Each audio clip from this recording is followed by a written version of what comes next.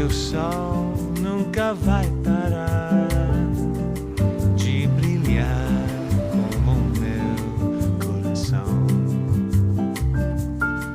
Eu sei que o mundo não vai parar de girar como o meu coração.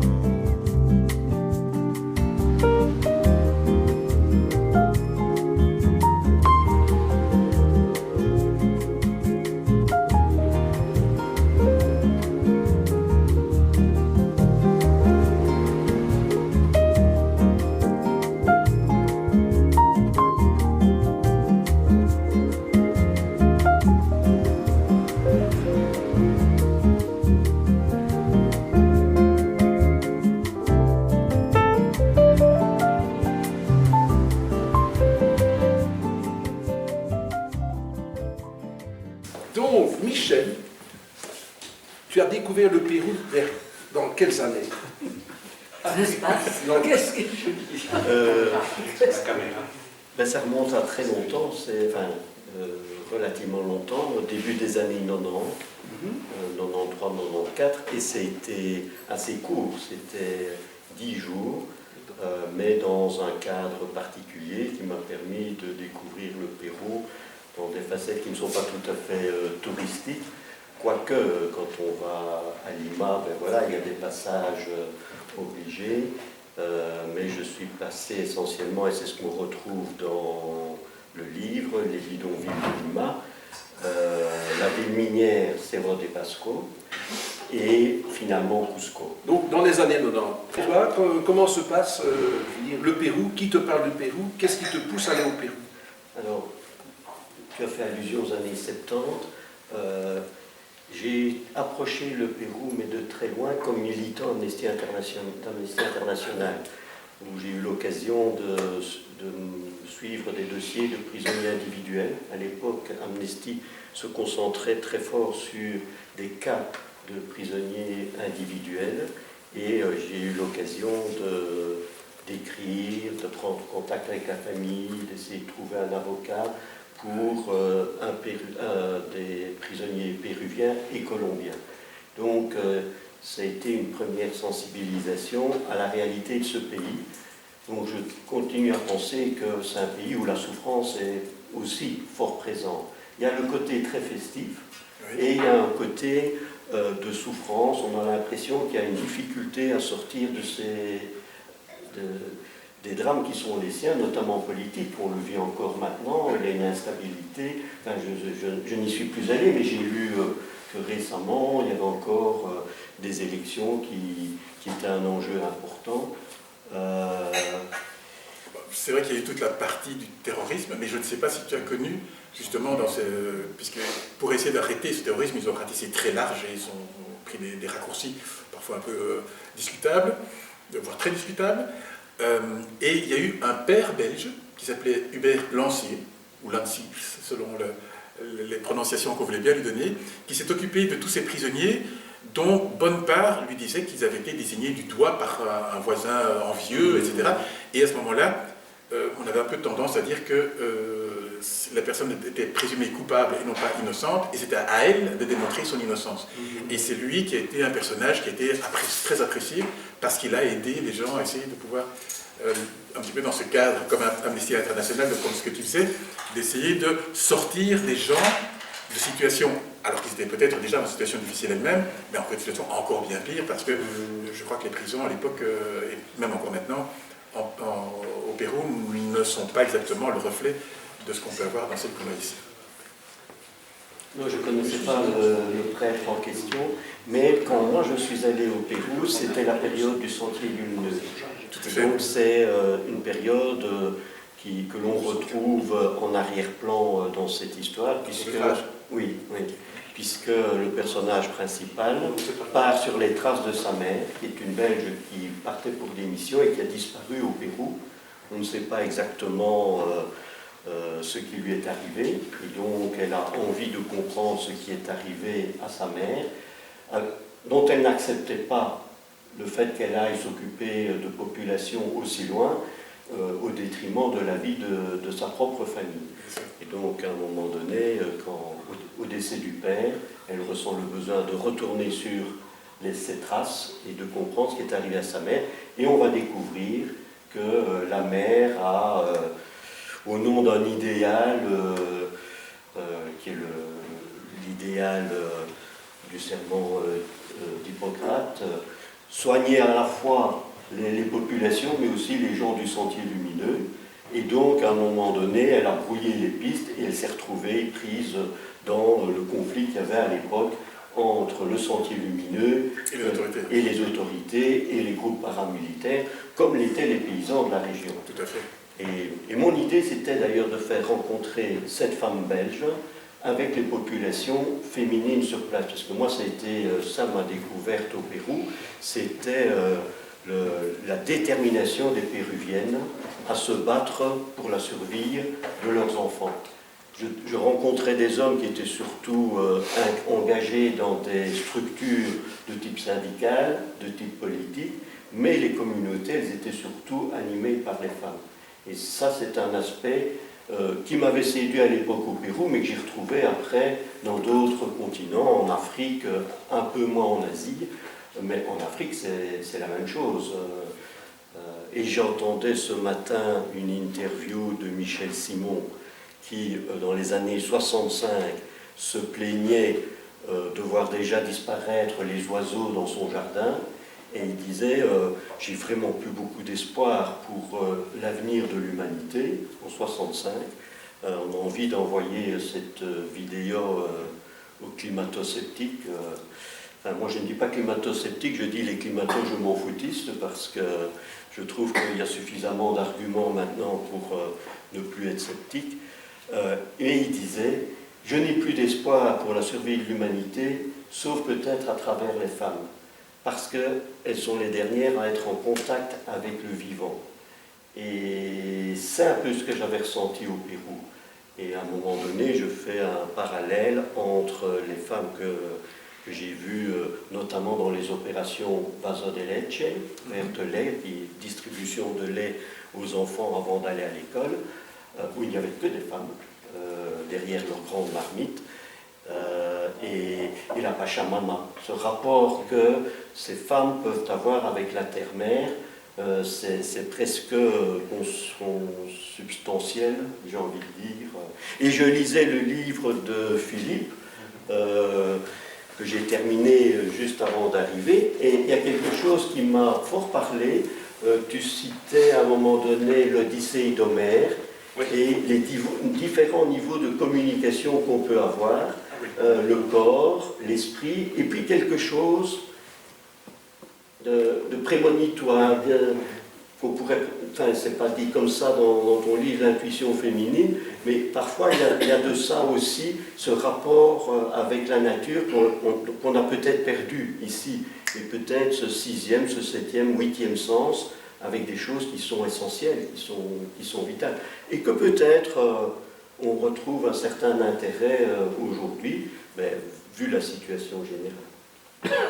Mais tu abordes aussi le sujet un petit peu du sacerdoce, entre guillemets, de cette personne qui quitte l'Europe, qui quitte la famille et qui s'installe là-bas, et qui va rester accroché là-bas. C'est très difficile de quitter son job, son emploi, son idéal pour revenir en Europe. Alors, je ne dirais pas sacerdoce, je dirais engagement. Oui, engagement. La mère de Pauline, qui s'appelle Hélène, et elle va découvrir en allant au Pérou qu'on ne l'appelle plus qu'Helena, que les gens qu'elle va rencontrer qui ont connu sa mère ont hispanisé son prénom. Et sa mère avait un idéal très fort qui était l'idéal d'infirmière. Et quand elle voyait la situation de luxe dans laquelle elle travaillait ici chez nous, elle a eu envie d'aller se frotter à des réalités où elle se sentait encore plus utile que ce qu'elle connaissait en Belgique. Et donc c'est au nom d'un engagement assez radical, la volonté aussi de se réaliser en tant que femme à travers son métier, qu'elle est partie là-bas. Ce que sa fille n'a pas voulu comprendre, les autres enfants ont accepté, le père acceptait, que sa femme réalise son idéal, et la fille ne l'avait jamais accepté. Et c'est arrivé autour de la trentaine qu'elle décide de tourner le dos à une carrière envieuse, enviable, et qui démissionne, abandonne tout et part là-bas, sans prendre d'ailleurs de ticket retour. Mais ça, la fin du livre ne dit pas ce qui va arriver à Pauline. Le livre raconte surtout ce qu'elle va découvrir là-bas, à la fois de la réalité de sa mère, à la fois du pays et des habitants, et puis ce qu'elle va découvrir sur elle-même. Et elle aussi, c'est une décision assez radicale. J'avais deux intentions. Parler de ces femmes engagées au Pérou, de ces communautés, par rapport auxquelles j'étais vraiment... j'ai vibré à ce qu'elles vivaient. Et j'avais envie de mettre en scène une femme d'aujourd'hui, autour de 25 et 35 ans, qui prend une décision forte. Parce que j'en côtoie et j'en ai côtoyé beaucoup. Je trouve que sur le plan professionnel, sur le plan de la formation, sur le plan des voyages, sur le plan relationnel, sur le plan parfois maternel, il y a beaucoup de femmes qui manifestent ce courage, parce que c'est parfois des choix difficiles, de changer, de changement. Il y a des hommes, c'est moins fréquent, et quand les hommes changent plus radicalement, c'est autour de 55, 60 ans, quand ils sont déjà bien installés. Là, hein, Mais les femmes, c'est plus crucial. Et parfois, j'ai tendance à penser que c'est un des résultats du féminisme, où on veut donner un sens à sa vie, et qu'elles sont prêtes à tourner le dos à un cadre dans lequel on a voulu les enfermer, un cadre familial, un cadre social, un cadre religieux éventuellement. Et ça, c'est ce que j'ai voulu montrer à travers Pauline, qui, au bout du compte, ressemble très fort à sa mère. Et c'est peut-être pour ça que c'est elle qui devait partir au Pérou, et pas le père, et pas le frère ou la sœur. C'est parce qu'elle, finalement, elle a la même détermination que sa mère. Quel regard? Oui. Oui, parce que, d'abord, c'était fort bref, que probablement des choses ont changé depuis. Tu parlais des sites, que tu voulais faire le tour des sites. J'ai découvert récemment qu'on en trouve encore régulièrement. Il y a notamment un architecte de l'ULB qui a encore fait des découvertes récemment. Peter Ricotte. Oui, oui. Et j'ai même lu quelque part qu'il y aurait même un site qui serait encore plus prestigieux que le Machu Picchu. Le seul problème, c'est que pour le rendre accessible, ça coûte très très très cher. Et vu les problèmes d'environnement qu'il y a sur le Machu Picchu à cause du nombre de personnes qui y passent, il y aurait un projet pour rendre cet autre site accessible. C'est un pays où on n'en a jamais fait le tour. Je pense que le nom du site? Non, je ne l'ai pas. Parce qu'il y a un autre site qui n'est pas très éloigné, qui s'appelle Choquequirao, qui se traduit par le berceau d'or. Parce que c'est parfois intéressant aussi de voir la signification quand on traduit les... Machu Picchu, c'est le vieux pic, et le Huayna Picchu à l'arrière, c'est le jeune pic, parce qu'il y a aussi cette dualité entre le jeune, le vieux, le féminin, le masculin, ce genre de choses.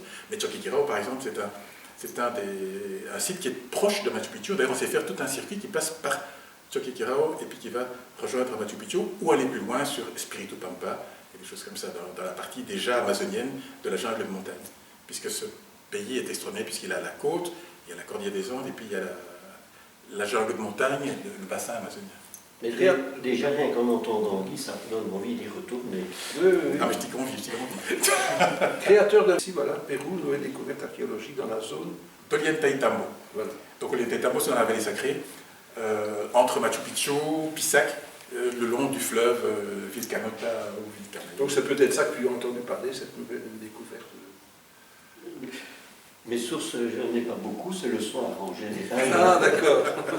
Et en écrivant le roman, les actualités du Pérou, je les puisais essentiellement dans le soir, et c'est là que je lisais les découvertes, notamment de Van Eekhout, ou bien la problématique posée par le Machu Picchu et la fragilité du site.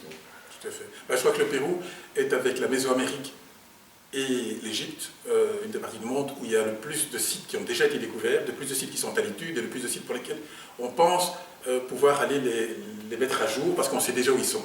Sans compter ceux qui aiment le côté mystérieux, ceux qui ont envie de parler d'Eldorado. Au Pérou, on parle de Paititi, ça c'est la cité d'or qui est cachée quelque part en Amazonie ou dans les Andes. On a été les chercher au Paraguay, on l'a cherché en Colombie, on l'a cherché dans différents endroits. Maintenant, la plupart des chercheurs sont en train de se concentrer sur le Pérou. Mais c'est le côté un petit peu aventure, mystérieuse qu'on peut avoir. Mais c'est clair que dans un pays où on trouve au moins un site chaque année, il y a une place pour le rêve. Et toi, tu y étais donc dans les années 90 ? Dans les années 90. Mais par rapport à ce que tu racontes, j'ai envie de dire c'est tout à l'opposé. Mon personnage, en fait, ne connaît rien du Pérou. Donc il y arrive avec un regard tout à fait de béotien, et c'est plus la vie quotidienne. Je parle peu de tous les sites archéologiques, la culture inca, c'est peu abordé, c'est plus la vie au quotidien des populations que le personnage est amené à rencontrer, parce que ça a été mon expérience aussi. Je suis parti là-bas avec une ONG, Entraide et Fraternité, qui agissait, qui menait des actions en matière de logement, en matière d'assainissement de l'eau, les droits de la femme, et notamment ce que tu parlais sur le machisme était pas mal discuté dans les communautés de femmes par rapport à ça, la violence faite aux femmes. Et donc j'étais plus immergé dans le quotidien que dans cette culture que finalement, par rapport à laquelle je me suis intéressé après coup, une fois revenu en Belgique, ce qui justifierait mon envie d'y retourner pour avoir une visite plus culturelle que celle que j'ai eue. Parce qu'on ne peut pas parler de chute de livre, mais on parle plutôt de tremplin pour un futur roman. Parce que la fin du bouquin peut amener facilement à prolonger. Oui, mais ça, je ne vais pas plus faire. Je l'ai fait pour celui-ci, puisque c'était déjà une suite d'une certaine façon du précédent. Pourtant, la fin s'y prête. Oui, bien sûr, mais ça, c'est aussi la possibilité pour le lecteur de s'imaginer des choses. Quoique, il y a un élément qui sera peut-être un jour repris dans un autre roman, oui. Oui, parce que le frère de Pauline, non, le demi-frère de Pauline, là c'est vrai que je suis en train de spoiler, le demi-frère de Pauline, quand elle est au Pérou pour essayer de retrouver sa mère, il est parti en Belgique, parce qu'il est agronome. Il faut savoir que la ville de Gembloux, la faculté d'agronomie de Gembloux, dont je viens, est à l'origine de la création de la grande faculté d'agronomie de Lima. La Molina. Voilà. Et donc, et d'ailleurs Fujimori, ça n'a pas été la meilleure idée de la faculté d'agronomie de Gembloux, a décerné un titre docteur honoris causa à Fujimori, suite à ses liens, parce que lui-même était de formation agronome. Et donc j'ai envoyé le demi-frère de Pauline à Gembloux, donc elle ne le rencontrera pas, et il n'est pas impossible que dans mais ce ne sera pas le prochain, ce sera le deuxième ou le troisième, ce personnage-là réapparaisse. Mais ce sera en Belgique.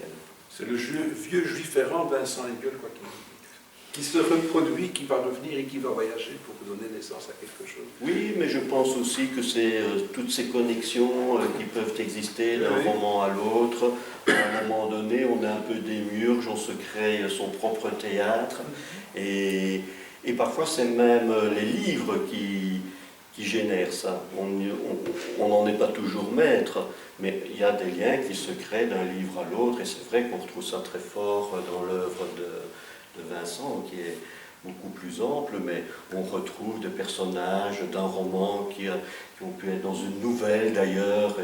Et alors je pense que c'est un jeu pour l'auteur, mais c'est un jeu aussi pour le lecteur. Et à un moment donné, des connivences. Ah, oui, mais là, j'ai déjà rencontré ce personnage quelque part, alors on commence à essayer de retrouver l'origine, et par ludique.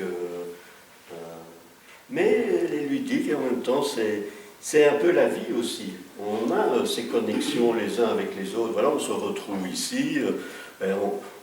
On connaît certains, plus ou moins, et puis on les retrouve ailleurs. Et il y a des gens qui ont participé au roulade littéraire corsé. Dans les livres, je pense qu'on crée un peu ce type de connexion entre les univers qui font nos vies. Il y a eu un principe par la propreté de Lima, par rapport à Bruxelles, évidemment. C'est vrai que À la discipline aussi des gens aux arrêts de bus. C'est vrai que dans les communes dites aisées, il y a des armées de balayeurs, de balayeuses, les poubelles passent tous les jours.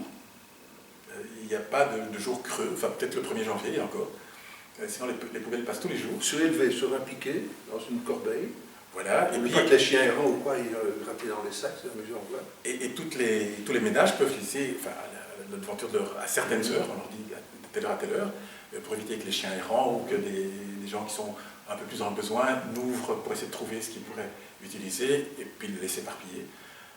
Mais c'est tous les jours, ils viennent ramasser ça dans les bons quartiers. Il y a des quartiers qui sont moins aisés, où ça se passe avec plus d'espacement ou parfois des très grands espacements. Ça, je ne sais pas encore. Mais c'est plutôt dans certains quartiers où tu as été, probablement c'était dans les bidonvilles et des choses comme ça. J'ai surtout connu deux quartiers, ceux des bidonvilles à l'extérieur, autour, et ce que... Près de Rimac, de Fleuve Rimac.